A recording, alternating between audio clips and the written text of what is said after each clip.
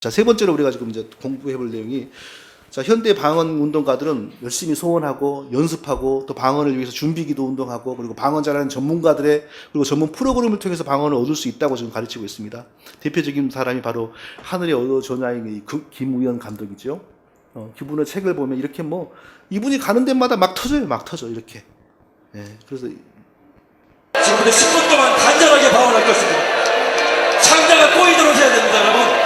창자가 꼬이 일어서서 하셔도 창자가 꼬이도록 해야 돼요. 완전히 해보세요. 소리 지르고 막 해보세요. 완전히 할렐루야 선포하십시오. 라다다다다다다다 카카카카카카카카카 카카카카카 대적방언입니다. 대적방언 카카카 하하 비웃어버려. 원수마귀를 비웃어요. 하하하하하하 아하하하하 아하하하하 카카카 라카 마귀를 비웃어버리시죠. 자, 이분은 저런 식으로 막 휘젓고 다니면 막 터져요, 밤은. 막 터진다고요. 이 두 날개 김성곤 목사의 그 프로그램에서도 많이 나왔죠, 이런 게요. 남이 하는 얘기만 들은 게 아니고요. 부산 그 교회 출신이 우리 교회에 와서 1년간 신앙생활하고 갔어요. 그래서 그 프로그램을 다 이수한 분이 다 또 저한테 다 생생하게 얘기를 해줬어요. 무슨 막 치유 수양회니 뭐니 이런 데 가면은 막 그런 게 많이 나타났다고 다 얘기를 하더라고요. 그러니까 이 간증하는 분도, 예, 가서 두 날개 다 공부하고 하는 대로 가서 수련회 가서 안수를 했더니 보세요. 강한 성령의 기름 부음이 있습니다. 5, 6명이 그리고 각종 방언이 열렸습니다. 방언을 막 터트리는 사람 전문가들이 있고요. 전문 프로그램이 있어요. 송기철 장로 이런 거 대표적으로 잘하는 분이죠. 책에 보니까 막 이분이 가서 하면은 안수하면 넘어지고 눈물을 흘리면서 막 방언 기도한다는 얘기가 막 나와요. 예. 전 직원이 가피풀 이거 참 난 여기 심각하다고 생각합니다. 여기를 통하여서 불건전한 그 물결이 한국 교회에 너무 많이 퍼지고 있습니다, 지금요. 예. 전 직원들이 그냥 방언을 하고 성령 세례를 받았다고 그러네요. 신사도 운동가 그 외국인 아주 유명한 분이죠. 성령 바텐더라고 별명이 있는 로드니 하워드 브라운. 거기서 어떤 사람이 참석해가지고 그냥 몇 시간 동안 누워가지고 방언만 막 튀어나왔다. 이런 기사를 봤고요. 전 인버가 비냐드 운동을 일으킴으로 말미암아 세계교회가 정말로 심각하게 많이 변질됐습니다. 비냐드 운동이 한 10년이 지나가면서 이제 그 신사도 운동으로 이제 전환이 되면서 자리가 딱 잡았는데요. 그 시작이 뭐였냐면 79년 미국의 그 어머니 날 마더스데이에 어떤 그 이름을 밝히지 않더라고요. 어떤 그 정체불명의 강사가 와가지고 집회를 인도하면서 성도들에게 안수를 했는데 어떤 일이 벌어졌냐면은 이런 일이 막 벌어진 거예요. 그러다 사람들이 쓰러졌습니다. 여기저기 방언이 터지기 시작했습니다. 와, 어떤 사람은 마이크에 대고 방언을 했습니다. 막 이런 일이 일어났어요. 이 일이 있고 나서 존 인버가 이제 신학과 신앙이 확 돌아버립니다. 근데 원래 뿌리도 안 좋아요. 원래 이분이 퀘이커의 물도 들었고요. 그리고 신학을 오순절 계통에서 신학을 했어요. 그러니까 이렇게 되는 거죠. 그래도 나중에 이제 이분은 막 방언 찬양 집회입니다. 지금 방언 찬양하는 집회.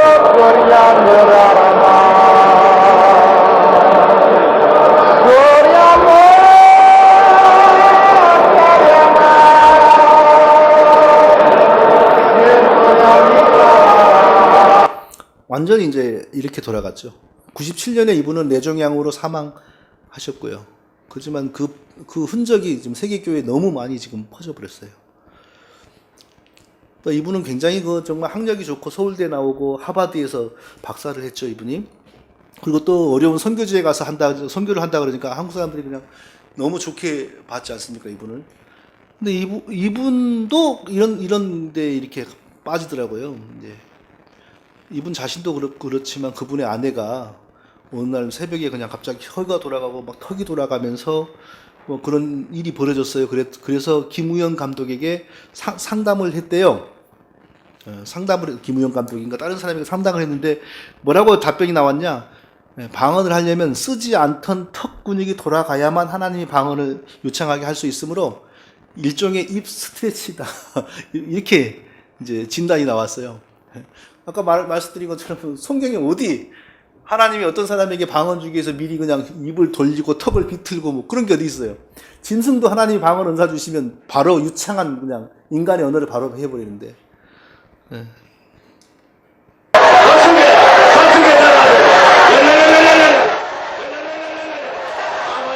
지금 이제 방언이 나오게 만들려고 목을 푸는 거예요, 지금요. 네, 이런 식으로.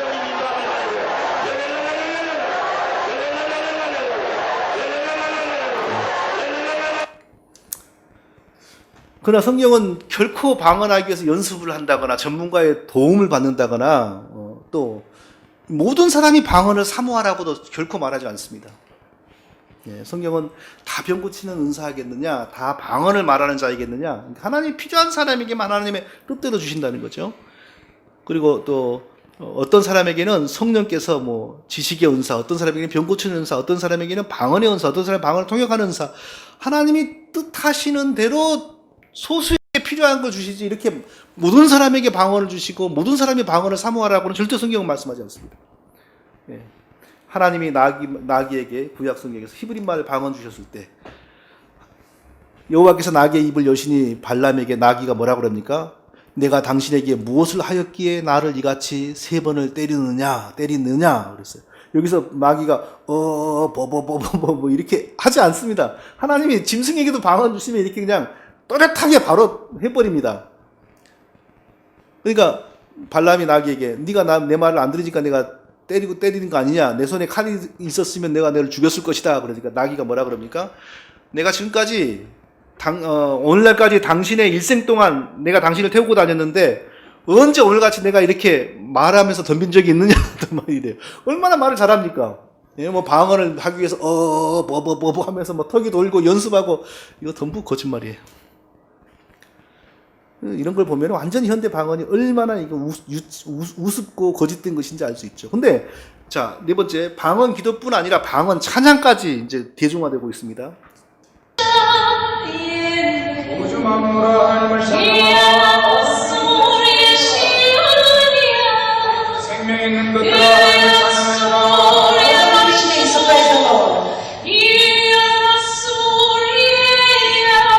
옷돌아 하나님을 찬양하라.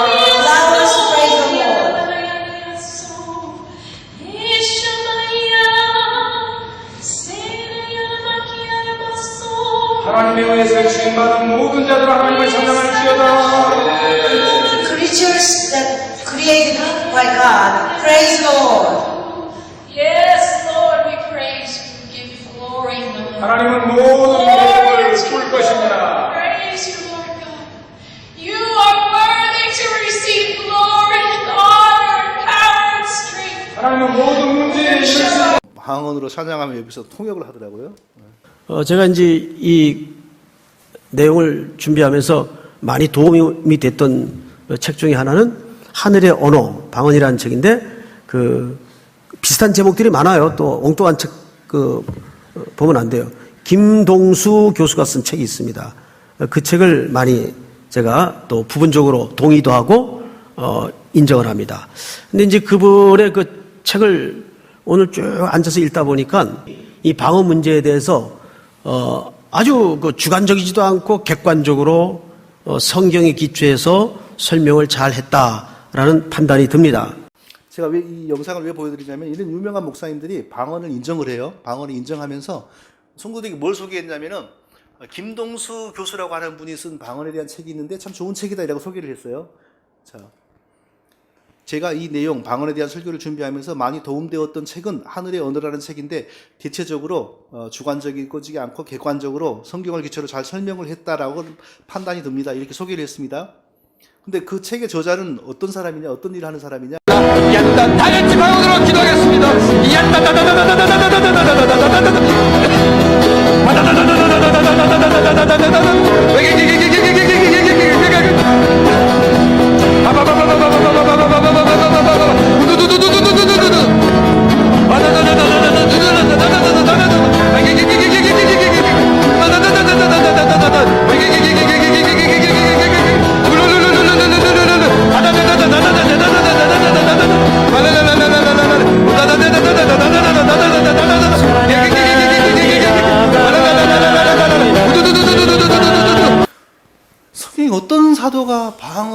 기도는 물론이고 방언으로 노래를 불렀습니까?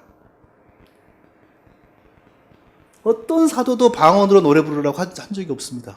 근데 현대 방언 기도를 가르치고 힘써 외치는 사람들은 이제는 방언으로 노래 부르는 경지까지 가버렸어요.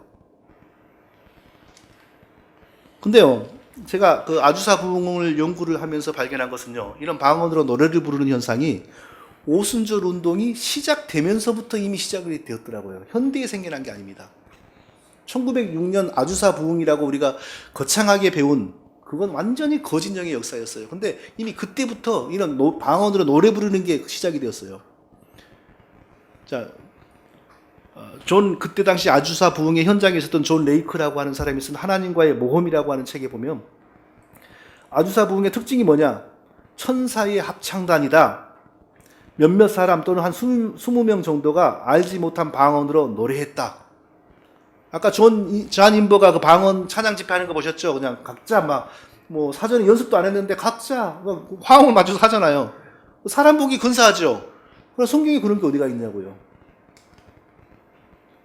또 이거 세이모어가 아주사 부흥을 일으킨 흑인 목사입니다. 근데 그 사람이 사도적 믿음이라고 하는 책을 그때 당시에 남겼어요. 거기 보면은 찬양 연사를 받았다. 주님은 새로운 목소리를 주시고 옛 노래를 새 방언으로 바꾸시며 천사들이 부르는 음악을 주셨다. 이 방언 찬양을 말하는 거라고요. 아주사 부흥에서 방언만 나온 게 아니고 방언 찬양, 심지어는 영서도 막 나와요. 오늘날 갑자기 생겨난 게 아니라고요. 다 그 거짓령의 역사라고요. 이런 말을 오순절 교회에 가서 하면은 어찌 되겠어요? 받지도 않죠. 받지도 않고 또 기껏 해봐 이런 식의 반응이겠죠. 아, 그런 나쁜 것도 있었지만 전체적으로는 다 좋은 거였다. 또 이렇게 말을 하겠죠. 또 윌리엄 세이모어가 쓴 그 사도적 믿음 12권 13호에 보니까 어떤 그 여성이 하늘의 음조로 노래한다. 방언 찬양을 의미하는 거죠. 이미 그때부터 이런 게 많았어요. 방언 찬양의 그러면 성경적인 근거가 뭐냐? 시와 찬미와 신령한 노래들로 서로 화답하며 이 신령한 노래가 방언 찬양이라 이겁니다. 그러면 한국말로 찬양하면 신령한 노래가 아닙니까? 그리스도의 말씀이 너희 속에 풍성히 거하여 모든 지혜로 피차 가르치며 권면하고 시와 찬미와 신령한 노래를 부르며 우리가 알아듣는 말, 우리가 표현하는 우리의 언어로 우리의 신앙을 표현하는 게 신령한 노래지요. 듣지도 못하고 아직도 뭐 뜻도 없는 소리를 아까 그 교수님이 얄락칵칵 가타티 뭐라더라? 그게 무슨 신령한 노래겠어요, 그게. 웃기는 노래죠, 웃기는 노래, 그거 진짜. 자, 5번째.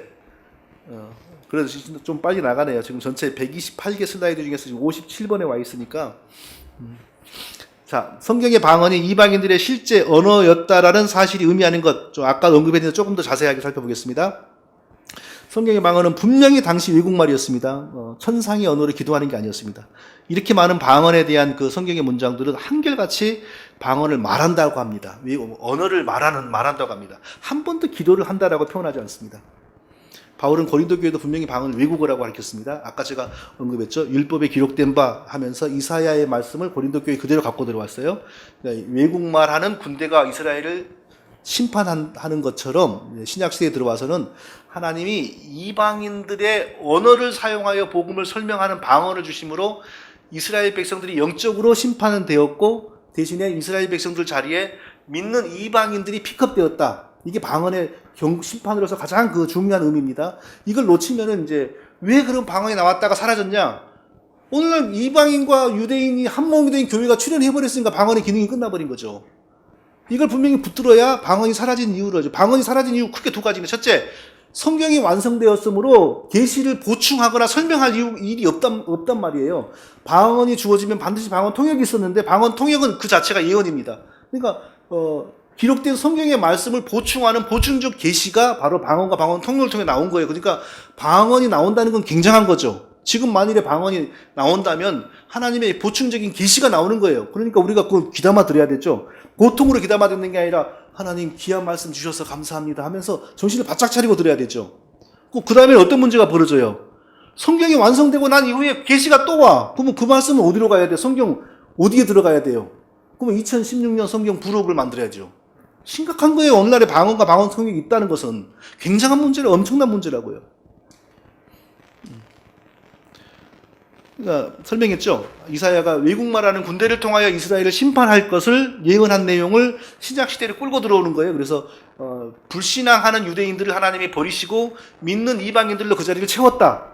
이것이 방언의 이적 중에서 가장 그 중요한 내포되는 의미라고 얘기해요. 실제로 성경을 보면요, 그럼 방언이 어디서 나타났느냐? 유대인들이 많은 곳에서 방언이 나타납니다. 실제로. 사도행전 2장에 보면은 유대인들이 바글바글한 데서 방언이 나오잖아요. 그래서 그날 유대인들 신자가 3,000명이 생겼어요.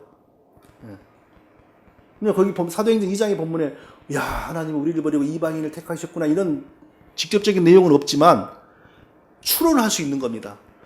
아이고, 하나님이 우리가 개같이 여겼던 이방인의 언어로 우리에게 예수 그리스도를 설명을 하네. 충격을 받은 거죠, 유대인들이. 야, 우리가 이러다가는 우리가 다 버림받는 거 아니야? 경각심이 생긴 거죠. 그날 그래서 주여 어찌할까요 하면서 3,000명이 복음으로 돌아온 거예요.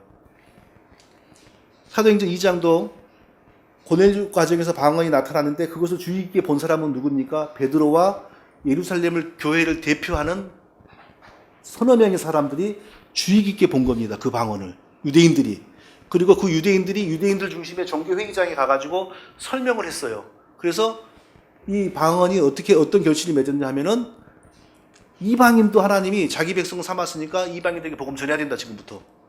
꼭 지켜보는 유대인들이 있어야 돼요. 방언이 나타나는 데를 보면은요.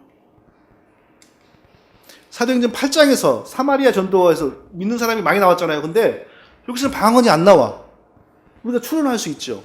사마리아 지역은요, 유대인들이 개처럼 취급하는 곳이라서 유대인들이 가서 살지를 않았어요. 그렇게 우리가 추론할 수 있고요. 100% 맞지 않을 수도 있고요. 사도행전 8장에 에디오피아 네시에게 전도를 했어요. 성령이 임했습니다. 성령이 예수님 믿었으니까 세례를 받은 거죠. 근데 방언 기사가 안 나와요. 여기는 왜 그러겠어요? 유대인들이 보고 깨달아야 될 유대인들이 근처에 없으니까 그렇게 설명할 수 있고요. 사도행전 18장에 에베소 교회에서 방언이 나왔잖아요.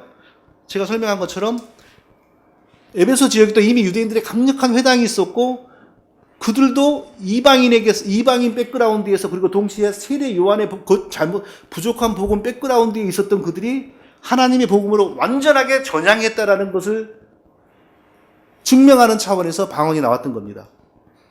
고린도 교회에서도 방언이 분명히 나왔으니까 그렇게 고린도 교회의 모든 방언이 귀신의 방언이었냐? 그렇게 설명하면 안 되죠. 정상적인 방언이 분명히 있었죠. 그러니까 바울이 구약 성경을 인용하면서 방언의 이치를 설명한 거죠. 근데 보면은 고린도 지역에서 유대인들의 그 이민자들이 굉장히 많았어요. 그러니까 고린도에 보면은 그 회당장 야이로? 회당장 누구죠? 회당장 누구도 예수님을 믿어버려요, 나중에. 그런 과정에서 이 방언이 유대인들에게 주는 그 역할이 분명히 있었다는 걸 우리가 추론을 할 수가 있습니다. 자, 성경의 얘기를 떠나서 그러면 초대교회 지도자들이 이제, 자, 성경의 마지막 성경이 요한계시록입니다. 약 90년대, 100년대에 이제 마지막 성경이 쓰여졌습니다. 그리고 난 다음에는 교회의 역사에 지금까지 한 번도 성경에 방언이 나타났다는 기록을 찾을 수가 없어요. 놀랍지 않습니까? 성경의 방언이 계속 이어진다면 그래도 200년에 한 번, 300년에 한 번은 누가 방언으로 전도를 했다거나 뭐 이런 얘기가 나와야 되잖아요.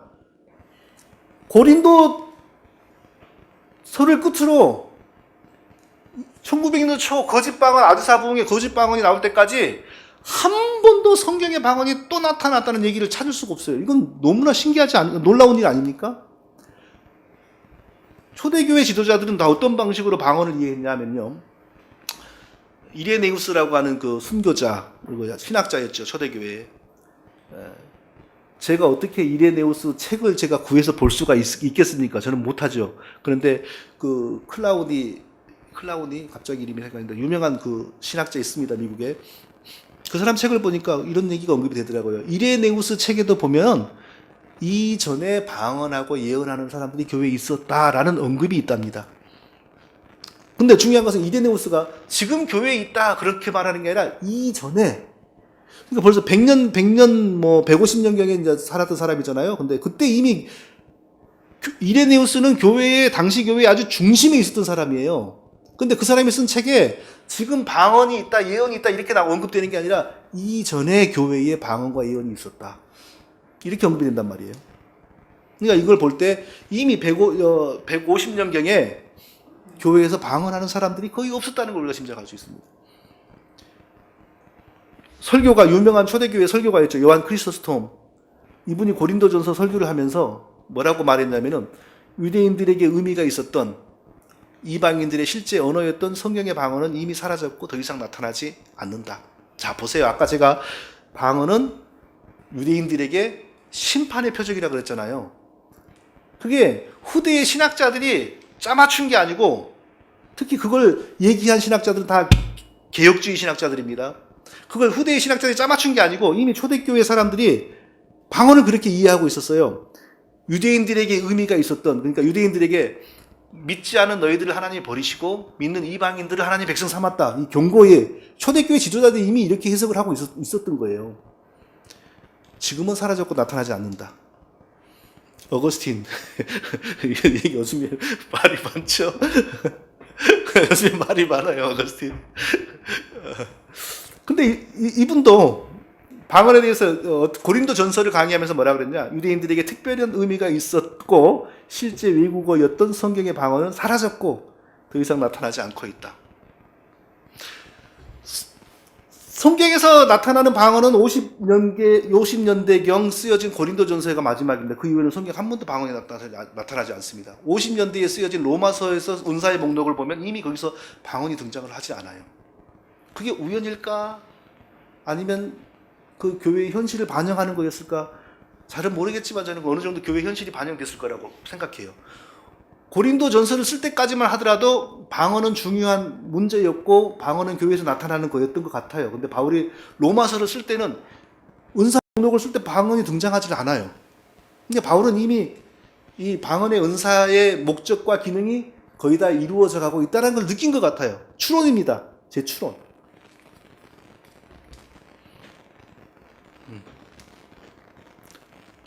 그러니까 역사를 보건 뭘로 보건 간에 방언은 고린도 문헌에서 믿을 만한 문헌에서 고린도 전서를 끝으로 더 이상 방언이 발견되지 않습니다. 언제까지? 1900년이 될 때까지 방언은 등장하지 않아요. 그리고 1900년대 초에 갑자기 미국의 이단들에 의해서 이게 출몰을 해요. 나중에 살펴봅니다. 완전히 흉악한 이단들이 만들어낸 겁니다. 이것은요. 자, 6번째. 성경의 방언은 반드시 방언 통역을 동반했다는 겁니다. 통역이 없는 방언은 방언으로 쳐주지도 않았어요. 요즘 말로. 통역이 안 되는 방언은요. 그냥 심한 말로 잡소리 취급했어요. 바울이. 자, 만일 현대의 방언이 하나님의 역사심으로 나오는 방언이라면 우리는 어떻게 현대의 방언을 대해야 되겠습니까? 지금 하나님 방언을 주신단 말이에요. 거기 안에는 분명히 하나님의 놀라운 그 계시 또는 계시를 보충하는 말씀이 들어있어. 그럼 우리는 그 방언을 어떻게 드려야 될까요? 우리는 아주 겸손한 자세로 그 앞에 무릎 꿇고 하나님 귀한 말씀을 주시니 감사합니다.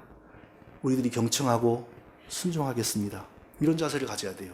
안 그렇습니까? 우리가 보통 목회자들이 하나님의 말씀을 설명하는 설교를 할 때도 성도들이 반듯한 마음가짐으로 바르게 들어야 되는데 하나님이 직접 방언을 준단 말이에요. 거기 안에 지금 하나님의 뜻이 있단 말이에요. 하나님이 직접 준단 말이에요. 그런데 우리가 다리를 꼬고 앉아갖고 이렇게 들을 수 있어요? 우리가 올바른 신자라면 누가 방언을 할 때 무릎을 그 앞에서 다 꿇고 정말 겸허한 자세로 주여 말씀하옵소서 종이 듣고 실행하겠습니다. 이런 자세를 가지지 않으면 그거 못된 사람이에요. 제 말 틀렸습니까? 하나님이 직접 지금 방언을 주시면 반드시 우리는 그렇게 해야 돼요. 반드시 그렇게 해야 돼요. 왜? 하나님이 지금 직접 말한단 말이에요. 방언은 내 영혼이 말하는 게 아니고 하나님이 내 혀와 발성기관을 이용해가지고 말씀하신 거라고 이게. 그러니까 방언을 우습게 생각하면 안 돼요. 누가 방언을 한다 그러면 일단은 오메 대단한 사람 나왔네 하고 달리 봐야 돼. 진짜 하나님이 그 사람을 통해서 말한다면. 자, 거기 안에는 하나님의 그 말씀이 있으므로 반드시 통역하라는 거예요. 왜? 그 하나님의 말씀이 통역이 되어야만 우리가 듣고 이해할 수 있지 않습니까? 그러니까 성경은 방언이 있으면 반드시 통역해야 돼. 왜? 우리가 들어야 되니까. 그러니까 모든 방언에 대한 말씀은 뭐라 그럽니까? 두 사람이나 다불과 세 사람이 차서를 따라가고, 그러니까 방언, 요즘에 방언을 보면은 뭐 새벽 기도에 나와서 방언을 사람 보면 이 사람이 해? 그러면 저쪽에서 너만 할 줄 아냐? 나도 한다 그러고 해. 저 사람이 조금 더 크게 해. 그럼 저쪽에서 너희들만 하냐? 나도 한다고 좀 더 크게 해. 그리고 막 다 같이 해버려. 이게 무슨 운동회 같이. 그럼 성경은 뭐라 그래요? 두 사람, 다불과 세 사람. 영어 성경어는 by two or at the most by three. 2명 아니면 기껏해야 3명 순서대로 방언하고 그 다음에 뭐라고요? 한 사람은 통역할 것이요. 통역이 따라가지 않은 방언은 교회에서는 완전히 추방되어야 될 잡소리였어요. 바울의 신학에 의하면. 반드시 두 사람 내지 세 사람이 순서대로 방언하고 한 사람은 통역하고. 왜? 그 하나님의 말씀을 교인들이 다 함께 들어야 되니까. 근데 오늘날 보세요. 아무도 못 듣도록 자기들끼리 경연대회가 벌어져가지고 여기서 랄랄라 저기서 예예예예 오여세세세. 초대교회의 방언은 반드시 통역됨으로 계시적 기능을 수행했습니다. 자, 우리 한번 읽어볼까요? 그런즉 시작. 그런즉 형제들아 내가 너희에게 나아가서 방언으로 말하고 지식이나 예언이나 가르치는 것으로 말하지 아니하면 너희에게 무엇이 있으리요. 자, 방언으로 말을 했어요. 그런데 그게 계시나 지식이나 예언이 되지를 못해. 아무 유익이 없어요. 그럼 방언이 계시나 지식이나 예언이 되려면 반드시 뭐가 들어가야 돼요? 방언 통역이 들어가야 된다고요. 방언은 통역됨으로 교회에 하나님의 계시적인 말씀이 되고 예언이 되는 거라고요. 반드시 통역이 돼야 돼요. 통역이 안 되면 방언은 아무 쓸모가 없는 잡소리입니다. 또 다 같이 읽어보겠습니다. 시작. 나는 너희가 다 방언 말하기를 원하나 특별히 예언하기를 원하노라. 만일 방언을 말하는 자가 통역하여 교회의 덕을 세우지 아니하면 예언하는 자만 못하니라. 이게 바울의 방언에 대한 신학이고 사상이라고요. 방언은 통역됨으로 교회의 덕을 세우는 거라고. 그러나 그때 당시 방언 기도자들은 뭐라 그래요? 방언은 개인의 덕을 세운다. 그건 바울의 사상이 아니에요. 방언은 반드시 통역됨으로 교회에 유익을 주는 거라고요. 그러므로 방언을 말하는 자는 통역하기를 기도할지니. 그러니까 성경에 방언이 있을 때 반드시 방언 통역이 함께 있어가지고 그 내용이 바로 복음을 더 풍성하게 설명을 해주고 하나님이 주신 계시를 더 구체적으로 가르쳐 주시고. 그러니까 성경에 없는 계시를 주었다라고 말할 수는 없습니다. 절대적인 계시는 하나님이 사도들을 통하여 성경이 기록되게 하셨고, 근데 이때 당시는 50년대니까 성경의 내용을 교인들이 알지도 못할 뿐만 아니라 아직 성경이 다 완성되기도 전이었고, 그 교회 또 사본들이 교회에 퍼지려면 한참 수십 년의 시간이 걸리고, 이런 상황 속에서 하나님이 첫째로 방언을 통하여 이방인들이 하나님 백성 되었고 불순종한 유대인들이 심판받았다. 이것을 첫째로는 선고하신 것이고, 둘째로는 방언 통역을 통하여 교회들에게 더 복음을 자세하게 설명해주는 그 현실적인 기능을 했던 거죠. 그러려면 통역이 반드시 있어야 됩니다. 그러니까 오늘날의 방언이 하나님 주신 방언이라면 반드시 오늘날에도 통역이 있어야 되는 거예요. 통역이 있다는 건 정말 골치 아픈 겁니다. 그게 하나님의 진짜 말씀이라면 그 말씀을 어떻게 우리는 간직해야 되고 어떻게 간수해야 될 것인가, 진짜 어려워집니다. 성경의 종결성이 깨져버리는 겁니다. 그때 이제 성경의 완전성, 충족성, 절대성이 깨져버리는 겁니다. 그러니까 방언이 이렇게 무서운 겁니다. 이게요. 단순히 내가 그거 체험해보니까 마음이 뜨거워지고 그냥 종교성도 늘고 좋더만 교회도 부흥되고, 이게 아니에요. 기독교의 근본 기둥을 도끼질해버리는 거라고, 이 방언이 인정이 되면요. 여기 방언이야? 아, 틀린 처음 들어.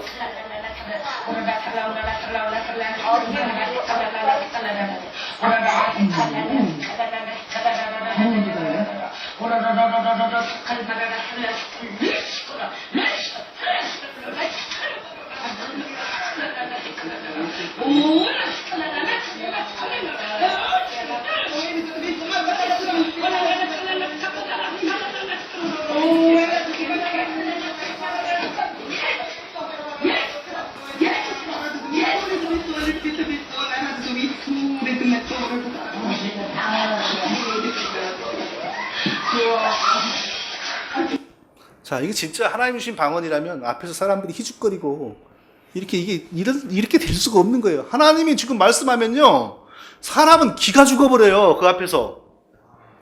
그렇다, 하나님이 직접 말씀하는데 어느 사람이 이렇게 희죽거릴 수가 있겠어요? 있을 수 없는 일이에요.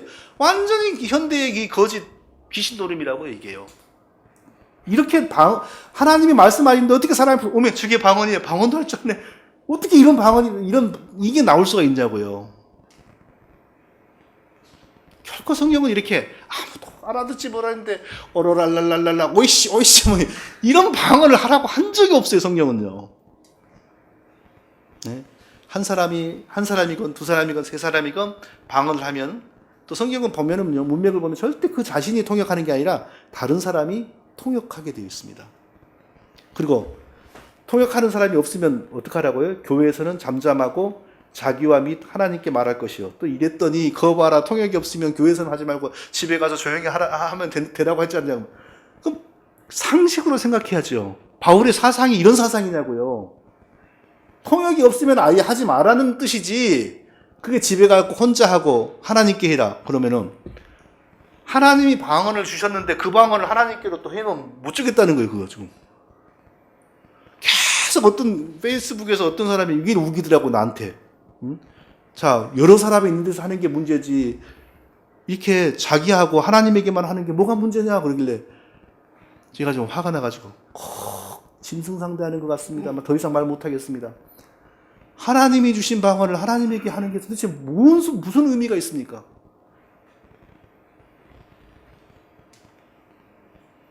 자, 교회에서는 잠잠하라 그랬습니다. 교회 정의를 내려보죠. 교회의 일반적인 정의. 믿는 사람들이 모여 있는 것이 교회입니다. 일반적인 정의. 깊이 신학적으로 정의하는 게 아니라 그 믿는 사람이 모여 있는 곳이 교회입니다. 그러면은 남편과 아내가 다 믿는 사람이에요. 두 사람이 모여 있으면 교회입니까, 아닙니까? 거기도 교회예요. 거기서 그 둘 사이에도 통역이 없는 방언을 하면 안 돼요. 구역 예배로 모였습니다. 믿는 사람들이 모였죠. 거기 교회예요. 거기서도 통역 안 되는 방언을 하면 안 돼요.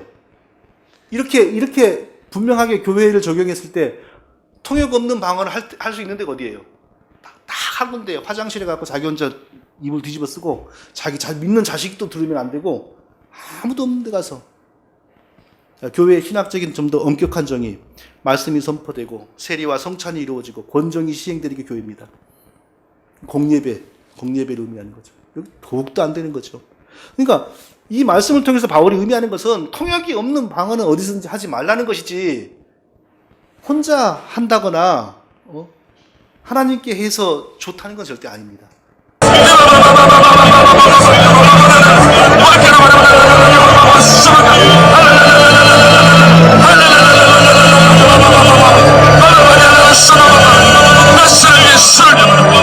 우리 자녀를 평생 따라가야 될 사람, 오늘 이 시간 너희들을 따라가지.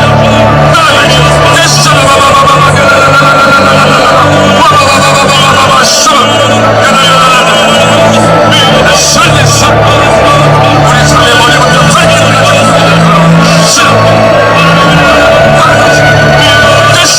개그맨이 한 1년 만에 갑자기 목사님이 되시길래 나는 얼마나 가겠나 했더니 진짜 얼마 못 가더라고요. 이러더니 이런 식으로 아무도 그냥 알아듣지도 못하고 통역도 안 되는 소리를 그냥 하고 다녀서 뭘 어쩌겠다는 거예요.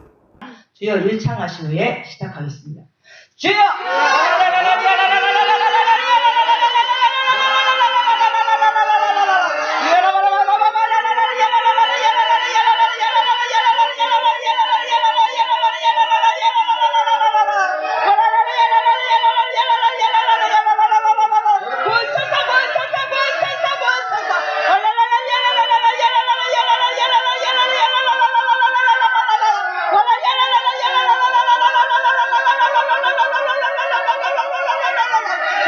무슨 유익이 있어요, 이게? 자, 오늘날 그러면 정말 어디에 우리가 못 만나서 그렇지 어디인가는 정말 제대로 된 방언 통역자를 찾을 수 있는 게 아닐까, 그 얘기를 꼭 하는 분들이 있습니다. 표면적으로 개혁주의를 지향한다고 해서 책도 쓰고 그런 분들이 방언을 지지하고요, 또 사람들이 그럼 방언 통역하는 사람이 어디 있습니까? 그러면 흔히 만나지는 못했지만 저기 시골에 조용히 목회하는 뭐 사모님은 진짜 제대로 통역을 한다. 그렇게 말을 해요. 근데 어떤 사람이 그 사모님을 찾아봤더니 그 이상한 신부주의자에게 심취해가지고 또 그런 거 하는 사람들이고 결코 오늘날 방언을 제대로 통역하는 사람이 없습니다. 진짜 없습니다. 제가 그 패커라고 하는 GI 패커라고 하는 사람의 책에서 본 얘기입니다. 실제로 실험을 했어요. 어떤 사람이 아프리카 부족 언어, 그러니까 생소한 언어 아닙니까? 잘 모르는 아프리카 부족 언어로 주기도문을 했어요. 그러면서 여기서 이 방언 통역할 수 있는 사람 나오세요. 그러니까 몇 사람이 나와서 통역을 했는데, 사람마다 다 달라, 통역하는 내용이. 어떤 사람은 예수님 재림에 대한 내용이다 그러고, 어떤 사람은 뭐 병고침에 대한 내용이다 그러고, 아프리카 한 부족 언어로 주기도문을 읽었는데, 진짜 방언 통역하는 사람이랑 그걸 모르겠어요? 또 어떤 사람은 에티오피아의 뭐 코트어로 시편 23편을 암송하면서 자, 내가 방언을 말했는데 이거 통역할 사람 나와봐라 그랬더니 자칭 통역사들이 나왔는데 다 뭐 엉뚱한 소리, 뭐 질병을 고쳐주셔서 감사하다, 뭐 새로운 직장을 주셔서 감사하다 이런 소리. 이게 뭐냐? 자기 느낌에 떠오르는 대로 막 해버리는 거예요. 그게 방언 통역이라는 겁니다. 같은 방언 녹음 테이프를 가지고 비슷하게 통역하는 사람 2명이 지구상에서 발견되면 오늘날 방언과 방언 통역이 하나님으로부터 왔나 보다라고 약간이라도 가능성을 부여할 수 있지만 같은 방언 테이프를 가지고 거의 비슷하게라 조금 유사하게라도 통역하는 사람을 2명을 찾을 수가 없습니다. 왜? 애시당초 이게 하나님으로부터 온 게 아니고 거짓으로부터 온 것을 자기 느낌대로 통역이라고 치고 하기 때문입니다. 자, 미국에 사는 어떤 목사님이 저한테 자기가 쓰신 책이라고 보내왔어요. 읽어보니까 어떤 내용이 있냐면은 이런 내용이 방언을 하고 난 다음에 우리말로 통역이 나온다. 자기는 방언을 하고 나면 곧바로 자기 한국말 통역이 된대요. 머리에 깨달음으로 오기도 하고 또 마음판에 막 새겨진 것처럼 오고 또 방언을 하는 중에 환상으로 보이고 이런대요. 그런데 어느 날 78년 11월 30일에 방언으로 기도하는 중 통역이 왔어요. 근데 어떤 통역이냐? 내가 너로 큰 민족을 이루리라. 자기가 아브라함입니까? 그럼 도대체 이게 어떤 식으로 큰 민족을 이룬다는 거예요? 큰 민족을. 이건 뭐 별의별 방법으로 해석해봐도 말이 안 되는 거잖아요. 어떻게 큰 민족을 이뤄요? 그냥 현대 방언 통역이라는 것은 그냥 내질러 놓고 나오는 대로 그리고 자기 느낌대로 말하는 게 방언 통역이에요. 전혀 객관성이 없습니다. 그러면서 또 다른 사람이 방언 통역을 하면은요 못하게 말린다고 그래요. 또 통역의 은사는 예언의 은사에 준하는 은사이기 때문에 여기까지 맞는 말이에요. 통역의 은사는 예언의 은사에 준하는 겁니다. 방언은 통역되는 순간 하나님의 예언입니다. 근데 공개적으로 하는 것을 금해야 하고 성경은 뭐라 그럽니까? 반드시 교회에서 공적으로 방언하고 공적으로 통역해라 그래요. 근데 왜 여기는 지금 공개적으로 하는 것을 금하라 그럽니까? 전혀 성경적인 기초가 없는 거예요. 어느 날 철야 기도 시간에 다른 교회에서 온 지 얼마 안 되는 신자가 방언을 통역하고 있어서 깜짝 놀라 절제를 시켰다. 자기는 하면서 왜 남은 절제를 시켜? 사람들은 다 이쪽 사람들은 자기가 하는 건 다 맞다고 생각을 해요. 그러면서 또 남이 하는 건 다 틀렸다 그래. 그러니까 목사님들이 강단에서 오늘날 거짓된 방언도 있지만 성령의 방언도 분명히 있습니다. 그럼 모든 사람들은 자기가 다 성령의 방언한다고 생각을 해요. 한 명도 내가 하는 방언은 혹시 잘못되지 않았나라고 생각하는 사람이 없습니다. 다 이거 하는 사람들은 전부 자기는 옳아. 그렇지만 남이 하는 건 틀렸다 그래요. 다 그래요. 다 그런 생각을 가지고 있어요. 보면. 자, 그래서 어떤 이런 식으로 방언의 뜻을 알고 기도한다는 분들이 있어서 제가 이렇게 제안을 했습니다. 주로 목사님들에게 그랬죠. 목사님, 방언으로 받으신 하나님의 음성을 혼자만 간직하지 마시고 성도들과 함께 나누십시오. 그 귀한 것을 왜 혼자만 간직하십니까? 방언에 나올 때마다 빨리 통역을 하고 핸드폰으로 녹음을 하셔가지고 설교 시간에 그것을 성도들에게 알리면은 기가 막힌 하나님의 말씀인데 왜 그걸 혼자만 간직하십니까? 해보십시오. 혹시 그게 잘못돼가지고 거짓 계시자라고 이단이 되어서 목회를 못할 가능성도 있지만 믿지 않습니까? 하나님 주신 거라고 믿지 않습니까? 왜 주저하십니까? 해보십시오. 그렇게 말할 때 나는 한 명도 해보겠다고 답하는 사람 못 봤어요. 막상 그러면 전부 뒤로 빠집니다. 대답을 안 합니다. 왜 그런 줄 아세요? 결국은 이렇게 되기 때문에. 하나님께서 우리에게 방언의 메시지를 주시고 계시네요. 리피아 라샤카파게 라시야라로 야라바칸나키 리키키코 나카치 라시카파타리 니미키니아 아빠타카카야 시키키코바야. 예, 내 사랑하는 아들 딸들아, 너는 내가 어디 있다고 생각하느냐? 내가 구말리 장천 멀리 하늘에 있다고 생각하느냐? 땅 끝에 서 있다고 생각하느냐? 땅을 파야 나를 찾는다고 생각하느냐? 아니라 십자가를 통해서 내가 너희 속에 들어와 있고 너희 숨과 함께 있고 너희 생명 속에 함께 있도다. 내가 너를 붙들어주고 너를 도와주기를 원하나 너희가 나를 모르는도다. 나를 알라, 나를 깨달으라, 나를 의지하라. 내가 너희 기도를 듣고 너희 손을 붙잡아주고 너를 이끌어주리라. 시간을 아끼기 위해서요. 자, 이게 진짜 하나님 주신 방언이고 하나님 주신 방언 통역이라면 조윤기 목사님은 어떤 사람입니까? 하나님이 직통으로 말씀을 주시는 직통 계시자. 쉽게 말하면 이 시대의 선지자라는 거죠. 자, 그러면 조윤기 목사님의 지금 요즘의 삶을 보십시오. 결과를 보십시오. 과연 하나님이 직통으로 말씀을 주시는 바울과 같고 예레미야와 같고 그런 모습이 보입니까? 그런 모습은 전혀 보이지 않는다는 걸 이제는 온 국민이 알잖아요. 네. 자, 이런 경우에 이런 식으로 하나님의 말씀을 빙자하여 이렇게 선포하는 행위에 대해서 성경은 뭐라 그러냐? 만일 어떤 선지자가 내가 전하라고 명령하지 아니한 말을 제 마음대로 내 이름으로 전하든지 다른 신들의 이름으로 말하면 그 선지자는 죽임을 당하리라. 얼마나 무섭습니까? 구약 시대 갔으면 진즉 죽었습니다, 저분은. 지금 참 은혜스러운 시대죠.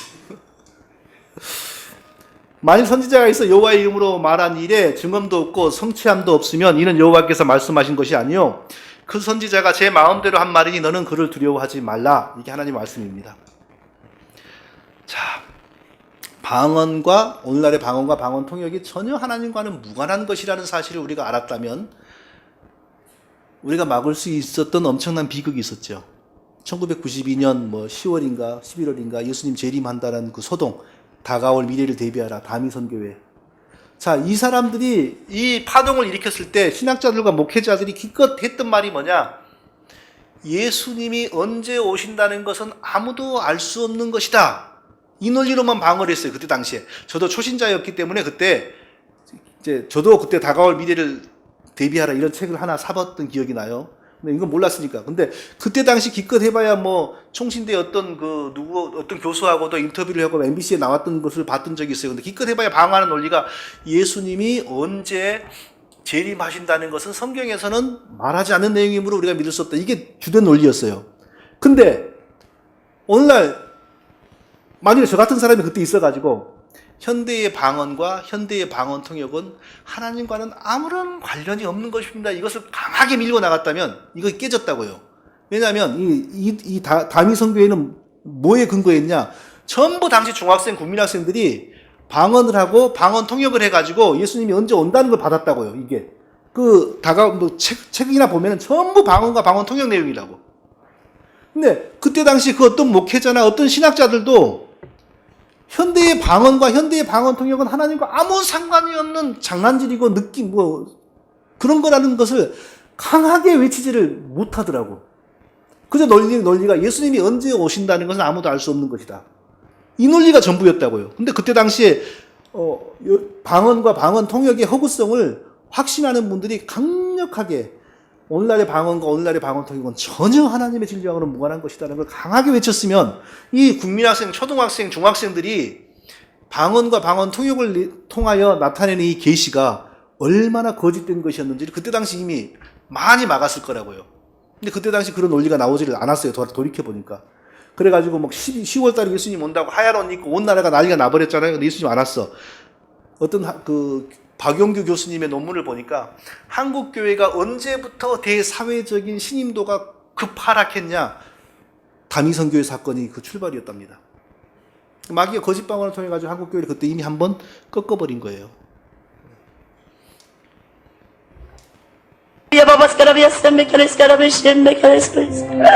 나의 사랑을 따라 네스카라비아 바바스카라바스 메켈레스카라비아 바스카라비아 카바바스카 나는 최신씨를 보라고 에스카라비아 바바스카라비아 샤마클레스카라비아 바바스카라비아 샤메클레스카 내가 준 생명을 자기 맘대로 스스로 끊었던 최신씨를 보라 네스카라비아 바바스카라비스카 많은 자들이 자살을 하는구나 네스카라비아 바바스카라비스 메켈레스카라비아 바바스카라비아 클레스카 결단코 자살한 자는 구원이 없느니라 네스카라비아 바바스카라비스 메켈레스카라비아 바바스카라비스 회개하라 자살한 자, 자살하면 구원이 없다. 이건 뭐 말 맞는 말이잖아요. 자살해서 덕이 될 게 뭐가 있어요? 맞는 말이잖아요. 그렇기 때문에 이렇게 나오면 사람들이 방언이 맞건 안 맞건 떠나서 자살에 대한 경각심이 생기잖아요. 그런데 이런 걸 통하여 방언이 신뢰성이 있는 것처럼 미화가 돼 버리잖아요. 평신도들은 특히 이런 데서 영향을 많이 받는 거죠. 아, 방언을 통해 하나님이 이렇게 직접 말하는구나. 결코 이 사람이 이 방언, 이런 방언의 통역 다 자기가 느낌으로 하거나 거짓 영이 주는 것이라는 겁니다.